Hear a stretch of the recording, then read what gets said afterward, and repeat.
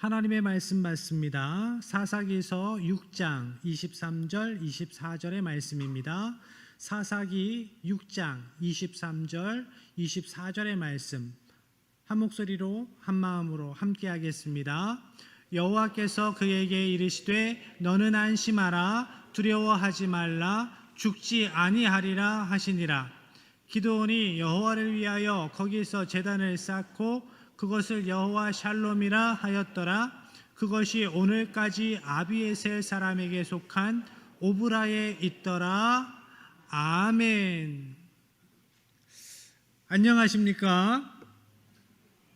안녕하십니까? 안녕하십니까라는 인사말의 뜻이 뭔가요? 샬롬. 너무나 잘 아셔요. 설교 끝. 평안할 안, 평안할 영에서 편안하십니까? 여러 가지 사건 사고 없이 편안하십니까? 이렇게 묻는 인사가 안녕하십니까지요.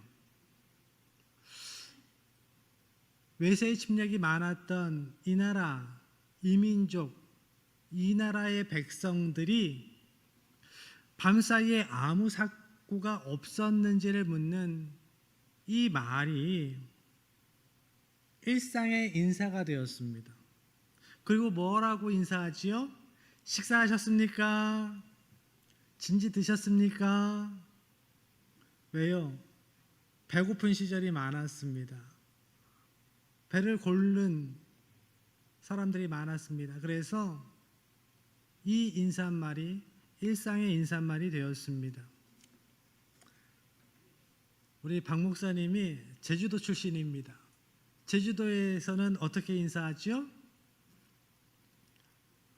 어디 가십니까? 어디 가매? 어디 가십니까? 왜 그럴까요? 예전에 행방불명되는 사람들이 많았습니다. 학살당하고 행방불명되어서 죽는 사람들이 많았습니다. 그래서 어디 가십니까? 그 행방을 묻는 인사가 오늘날까지도 일상의 인사가 되었습니다. 인사말만 생각해도 참 어렵게 살아온 이 나라, 이 민족, 이 백성입니다. 옆에 분들과 인사하시죠. 애쓰셨습니다. 수고하셨습니다. 오늘까지 살아내신 게 용하십니다. 이스라엘 백성들은 어떻게 인사하는가? 아까 말씀하신 대로 샬롬이라고 인사합니다.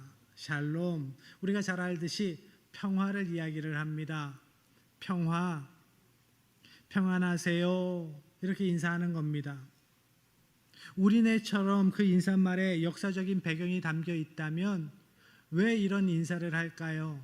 이스라엘 백성들도 우리나라처럼 이 나라 이민족처럼 외세 침략이 많았습니다.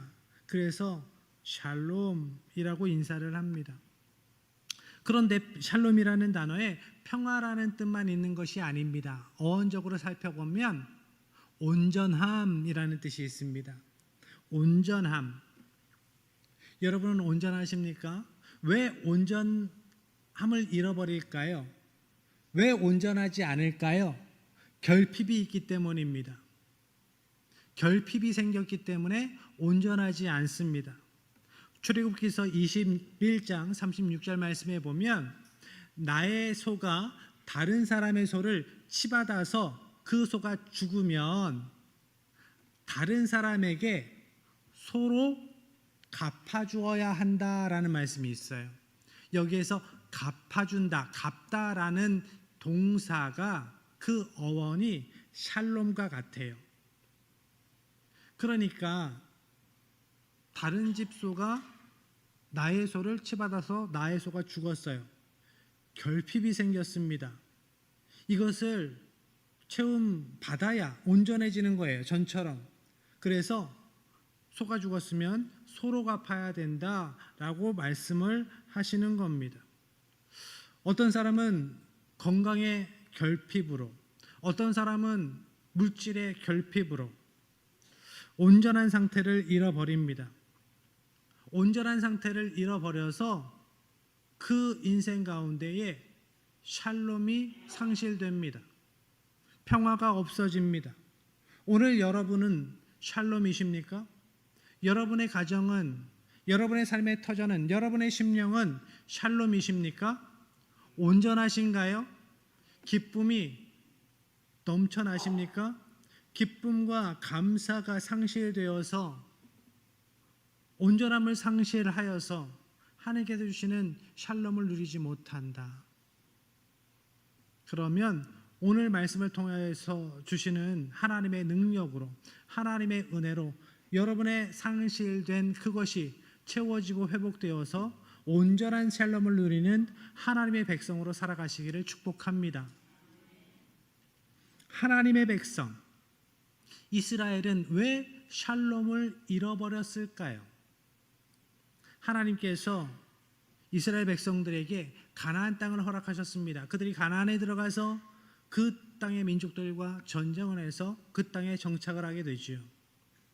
이제 시간이 흘러 모세를 이어 리더가 된 여호수아와 그 세대가 죽었습니다.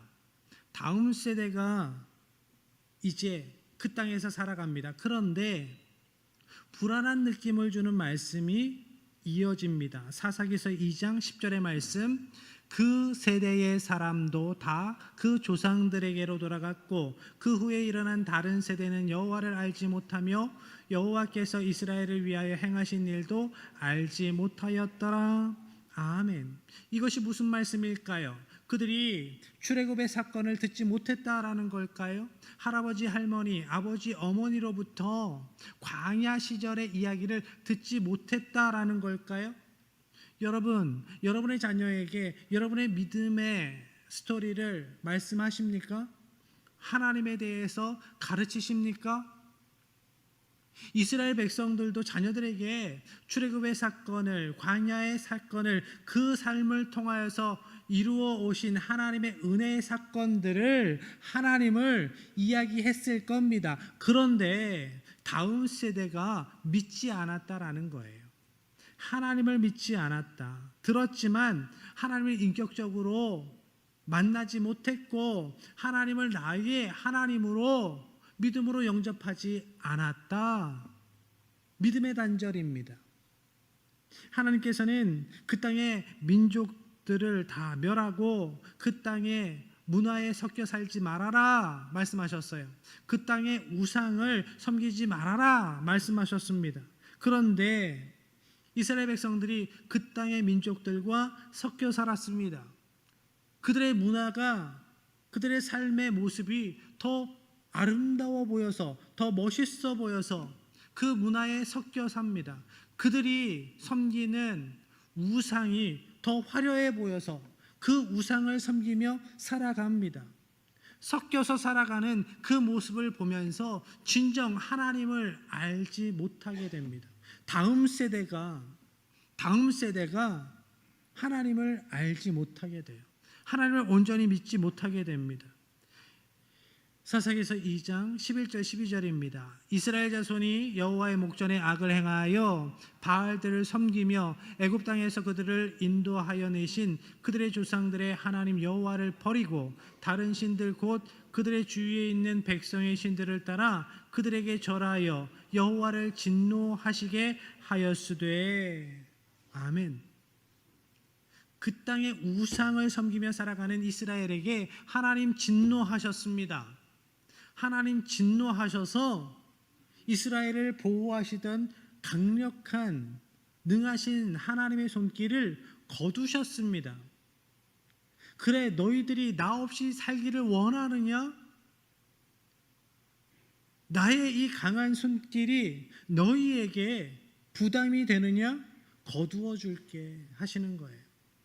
하나님께서 그 보호의 손길을, 능하신 손길을 거두실 때 그들은 이방 민족들의 침략을 받게 됩니다.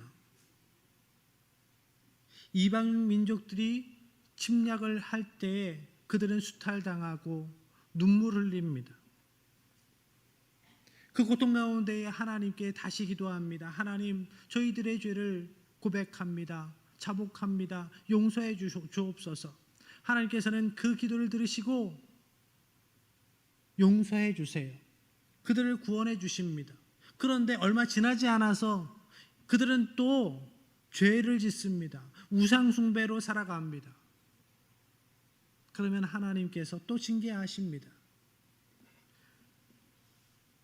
하나님께서는 이스라엘이 죄를 짓고 그 가운데에 하나님께서 징계하시고, 징계 가운데 이스라엘 백성들이 그 고난 가운데 눈물로 회개하고, 그럴 때 또 하나님은 구원하시고, 죄와 징계와 회개와 구원의 사이클이 돌아갑니다. 계속 반복해서 돌아갑니다. 한두 번도 아니고 사사시대에 7번이나 그러한 일들이 계속 있었습니다. 한 번, 두 번 그러한 어려움을 당하면 깨달아야 될 터인데 그들은 깨닫지 못합니다. 하나님은 그래도 당신의 백성 이스라엘을 구원하시기 위해 그들이 기도할 때, 간구할 때에 그들을 구원하셨습니다. 그들을 구원하시기 위해서 주신 사람이 사사였어요. 오늘 본문에는 그 사사 가운데에 우리가 잘 아는 사사 기드온에 대한 이야기가 나옵니다. 하나님은 사사를 보내주시는데 그들이 평생 사서로 살아갔던 사람이 아니에요. 자기의 업의 터에서 하나님께서 부르시면 그 사명을 감당했던 사람입니다. 기드온도 마찬가지예요. 하나님은 샬롬을 잃어버린 이스라엘에게 다시 샬롬을 주시기 위해서 기드온을 부르셨습니다.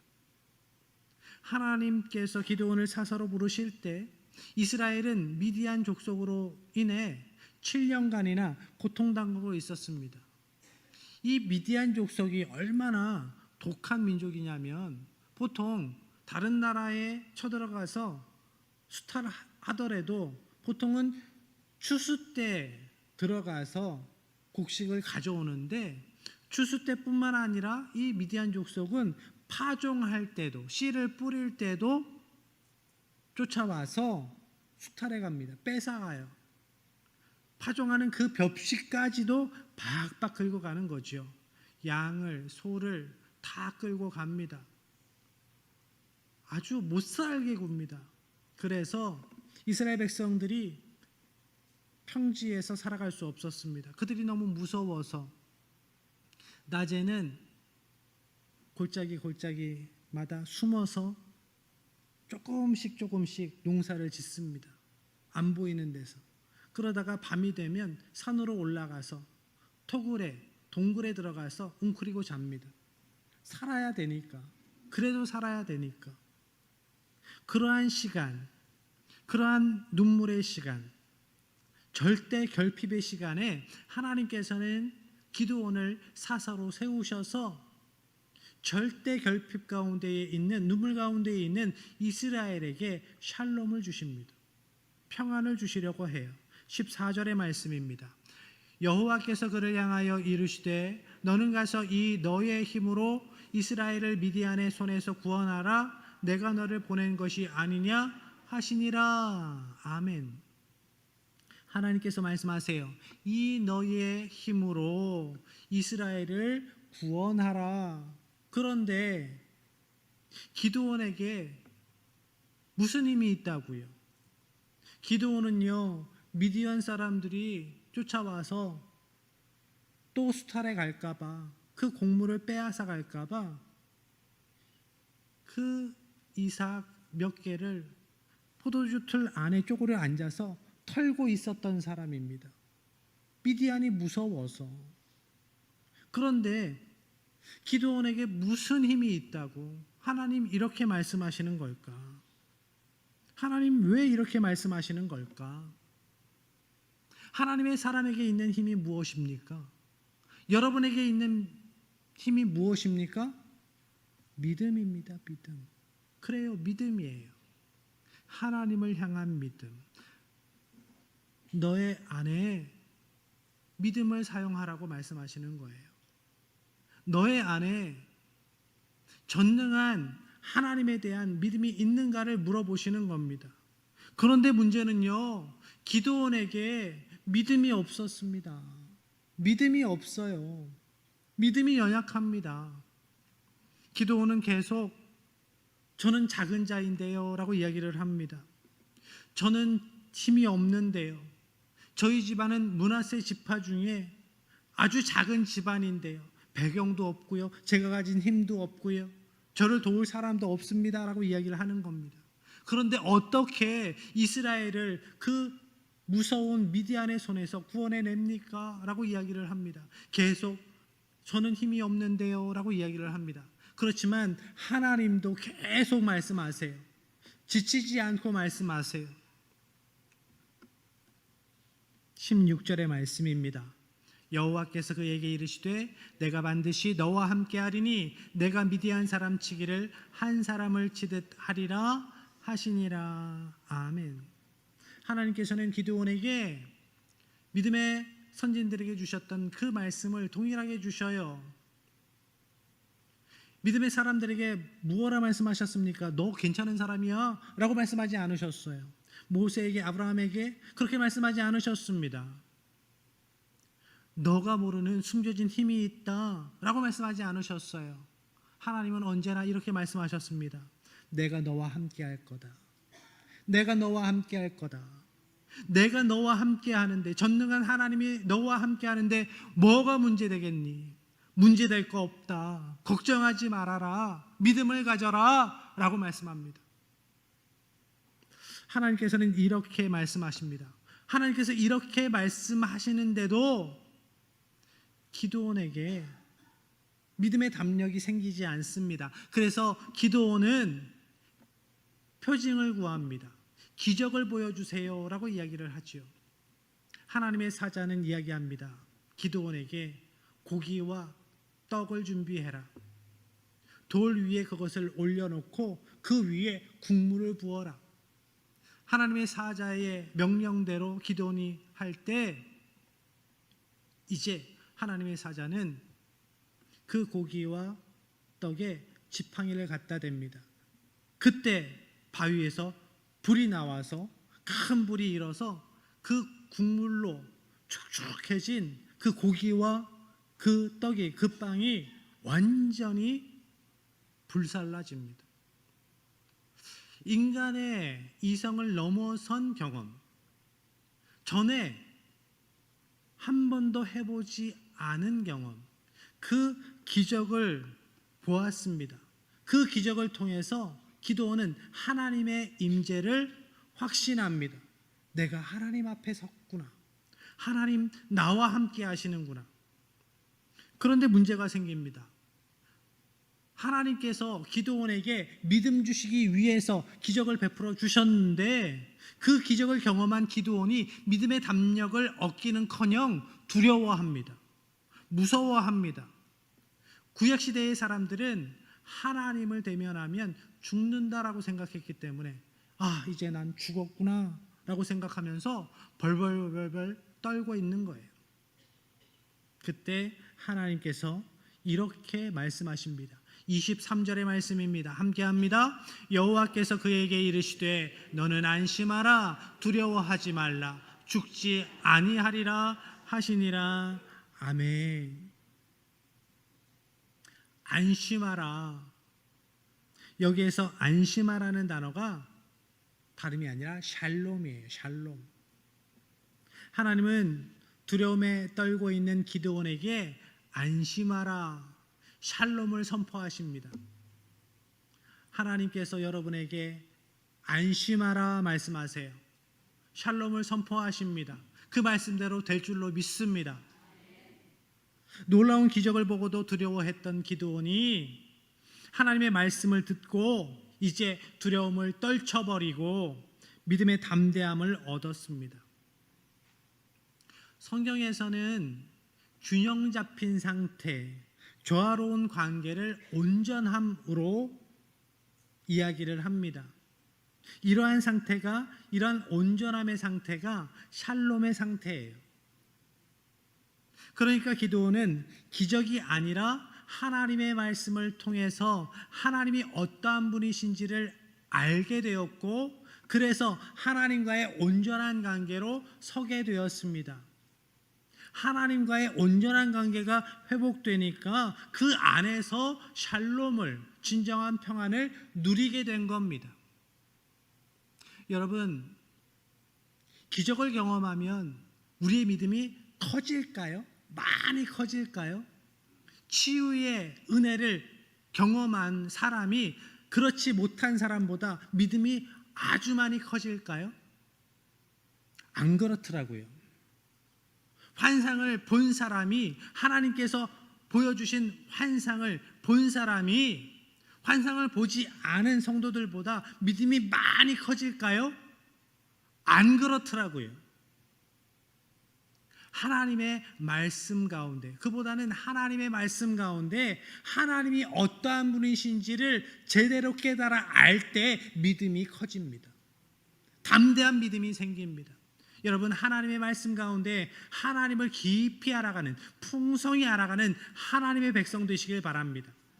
하나님이 얼마나 신실하신 하나님이신지, 하나님이 얼마나 사랑 많으신 하나님이신지, 하나님이 얼마나 은혜가 풍성하신 하나님이신지를 알게 되면 하나님께 온전히, 더 온전히 내어 맡기게 됩니다. 그것이 믿음입니다. 그것이 우리가 누릴 수 있는 평안의 삶입니다. 기도원이 누린 샬롬. 기도원은 하나님의 위로의 말씀에 평안을 얻고 하나님을 위한 제단을 쌓게 됩니다. 24절의 말씀입니다. 기도원이 여호와를 위하여 거기서 제단을 쌓고 그것을 여호와 샬롬이라 하였더라. 그것이 오늘까지 아비에셀 사람에게 속한 오브라에 있더라. 아멘. 하나님은 기도원에게 평안을 주셨어요. 하나님께서 주신 평안을 맛보고 누리고 기도원이 한 일은 하나님을 위한 제단을 쌓는 겁니다. 여러분에게 하나님께서 은혜 주셨습니까? 그러면 여러분이 해야 할 일이 무엇입니까? 하나님을 위한 제단을 쌓는 겁니다. 하나님을 예배하는 겁니다. 기도원은 하나님께 예배하며 이렇게 믿음을 고백합니다. 여호와 샬롬. 하나님은 샬롬의 하나님이십니다. 샬롬을 주시는 하나님이십니다. 온전케 하시는 하나님이십니다. 아직 미디안의 침략이 끝나지 않았습니다. 미디안 족속과 제대로 한판 붙어보기 전이에요. 제대로 전쟁하기도 전에 이렇게 이야기를 합니다. 여호와 샬롬, 여호와 샬롬. 기도원은 상황과 상관없이 하나님께서 주신 은혜를 누림으로, 여호와 샬롬의 은혜를 누림으로 이렇게 고백하는 겁니다. 믿음의 고백을 해요. 여호와 샬롬. 하나님은 하나님의 백성들에게 평안을 주십니다. 주님께서 주시는 샬롬은 다툼이나 전쟁이 없는 그러한 상태가 아니라 상황에 상관없이 하나님으로 인해 하나님의 은혜 가운데에 기쁨과 사랑을 누리는 것이에요. 하나님이 당신의 백성을 향해 계획하신 샬롬은 이러한 모습입니다. 하나님과의 올바른 관계 속에서 누리는 온전함, 기쁨, 사랑, 충만.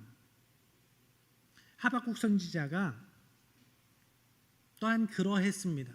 하박국 선지자도 하나님, 이 땅, 이 민족 고통받는 것 보시지 않습니까? 불의가 판치는 이 나라, 이 상황을 보시지 않습니까? 하나님 왜 역사하지 않으십니까? 이야기하다가 하나님과의 깊은 교제 가운데에 하나님이 어떠한 분이신지를 알게 되고 하나님의 말씀 가운데 평안을 얻고 이렇게 믿음으로 고백해요. 우리가 잘 아는 찬양이 있죠. 무화과 나무 잎이 마르고, 무화과 나무 잎이 마르고 포도 열매가 없으며 감람나무 열매 그치고 논밭에 식물이 없어도 우리의 양떼가 없으며. 외양간 송아지 없어도 난 여호와로 즐거워하리. 난 여호와로 즐거워하리. 난 구원의 하나님을 인해 기뻐하리라. 하박국 선지자가 고백한 그것들은요, 이스라엘 민족들이 먹고 사는 모든 것들이었어요. 모든 상황들이었어요. 모든 상황 속에서 결핍을 경험할지라도, 눈물일지라도 저는 하나님을 찬양하기를 결단했습니다. 구원의 하나님을 찬양하기로 결단했습니다. 하나님은 구원의 하나님이시기 때문에, 샬롬의 하나님이시기 때문에, 우리의 결핍을 아시고 우리의 기도에 응답하시는 하나님이시기 때문에 저는 하나님으로 인하여 즐거워하겠습니다. 하나님을 예배하겠습니다. 하박국 선지자도 기드온과 같이, 기드온도 하박국 선지자 같이 상황이 아니라 하나님으로 인한 기쁨을 노래합니다. 나중에 기드온은 이스라엘 백성들을 이끌고 나아가서 미디안 족속을 쳐 부수지요. 그 땅에 평화가 왔습니다.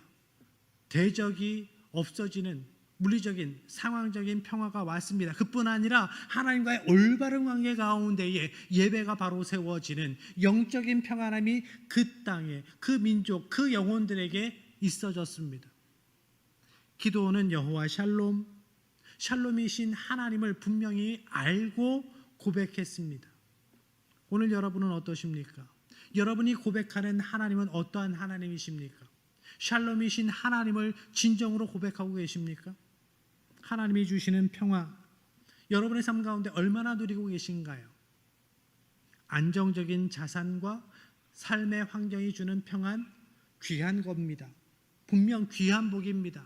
그렇지만 더 큰 샬롬의 은혜를 사모하시길 바랍니다. 여러분의 마음을 뒤흔드는 세상의 사람들로 인하여 여러분의 샬롬을 잃어버리지 마십시오.